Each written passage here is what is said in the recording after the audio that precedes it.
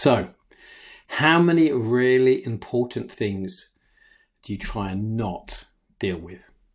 This very short training is all about when we avoid the really important stuff we know that if we don't deal with, is going to cause us more problems. And interestingly, this is not just some of the problems in life. This also can be the good stuff. Like when you know you should be going for that promotion or possibly putting your prices up or whatever it may be. We do this both with problems, avoiding things that scare us and things that are problems in life, but we also do this with the potentially really good stuff. So in this training, we're going to be looking at why we do this. And the reason why it's a Taboo Wednesday subject is because most of the time, if we are scared to face something, we don't talk about it. It becomes taboo. It becomes taboo to ourselves. We don't even want to look at it. So what is going on in our head? Well, that's what I'm going to explain now. And the first thing we need to look at is actually, surprisingly, happiness. Most people think the most desired emotion is going to be happiness, but actually it's not. It's not happiness that is the most desired emotion. Obviously, it's a really, really important emotion and we do want to feel happy. But actually, the most desired emotion for human beings is certainty. And the reason why we crave certainty and we need certainty before we can genuinely feel happy is because certainty removes fear. When we are sure about what's going on and how to handle it and what's going to happen and everything's going to be okay, then we can relax and then we can go off and feel good. So it's pretty hard to be truly happy when you're really, really scared. So what we do when we are avoiding the things we know we need to deal with because these things are scary, they're potential threats, so we have fear, is we try and give ourselves the illusion of certainty by trying to avoid them. Now, that seems a little bit weird. If it's a bit confusing, it's because it's not really logical.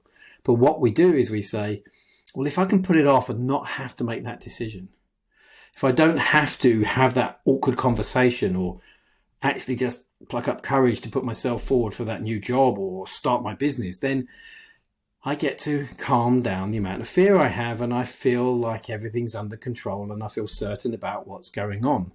So that's why we as human beings procrastinate, excessively distract ourselves from these things, or use coping mechanisms like overeating or overdrinking because we change how we're feeling. We take ourselves away from that situation, what we're thinking.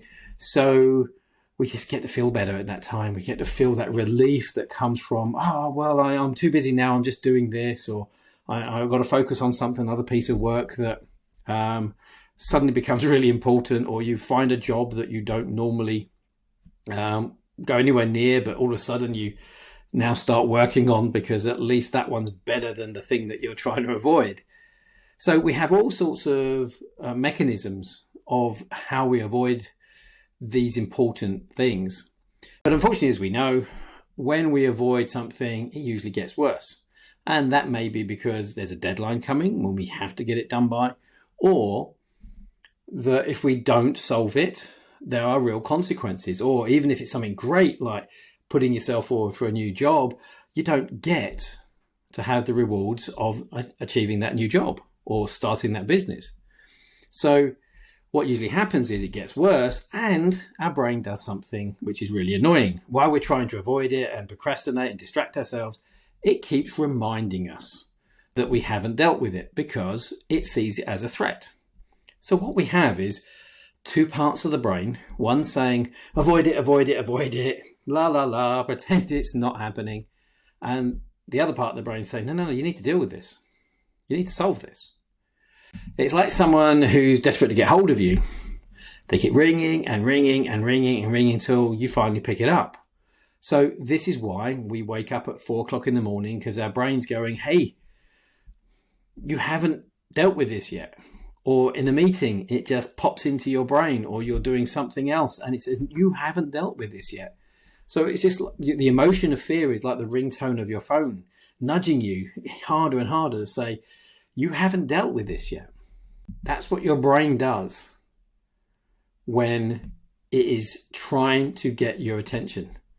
It throws this fear at you, just like somebody ringing you and says, will you deal with this for me, please? Because it's a threat, or it's an opportunity you're going to miss, and you're going to kick yourself if you miss the opportunity again. Now, the best way to deal with this, when you've got this excessive fear, when you're really not wanting to deal with this, and most people, when this is going on, they create excessive amounts of fear, more than they need to. They know they should be going for that job or going for that level, or they know they should be dealing with this problem. But there's something they've learned, usually years ago, in their brain that makes them excessively fearful. So this battle's going on between, I know I need to do it, and I won't let you. Yeah, so this argument in your head. If you have that conflict, don't worry, that's pretty normal. That's what we deal with. And the best way to deal with that is actually to get frustrated, almost a little bit angry with yourself, because you know you shouldn't be putting this off any longer. The consequences of putting it off are getting worse and worse, or you're missing out on opportunities or income that you know you should be having. And when you get that frustration, that's the thing you need just to start breaking the cycle. You need to have enough anger to go, enough. So sometimes you'd have done this when you've got something you're avoiding, you go, oh, I've just got to do it. That is the emotion you need just to start breaking the cycle. And then we can help you. Because if you have this where you're underperforming, you're not doing what you should be doing, then we have a very simple 4-week mechanism process to turn this overly fearful state off. And this could be imposter syndrome, fear of failure, fear of success, fear of judgment and criticism, fear of being called arrogant. There's all sorts of reasons why it happens, often learned many years ago in the past, but it's actually quite easy to turn off because you don't do it all the time. That's why you have the argument, have the conflict. So if you know that you are damaging your life, your career, your business, because you're not dealing with the important subjects, you know if you dealt with them quickly and easily, things would be a lot better. Or if you went for the opportunities that you should be grabbing, then if you're fed up with missing out, then our 4-week process deals with that. And we'll find out exactly why you're doing it, where it all comes from within the first 2 hours. That's how quickly we can find it. So it's not years of sitting in a chair talking about things. It's about the process you use that stops you from dealing with the things that you know you should be dealing with. It's actually quite easy to solve. It takes about, as I said, 4 weeks. But the first thing you got to do is, the first step is to get frustrated enough to get in contact with us and say, hey, I am fed up with getting in the way of myself and not dealing with the things I know I should be dealing with. The good stuff and the problems. That's just life. So, hope this has been useful to you. Millions of people do it. It's an accident of the way the brain sometimes thinks that we do this.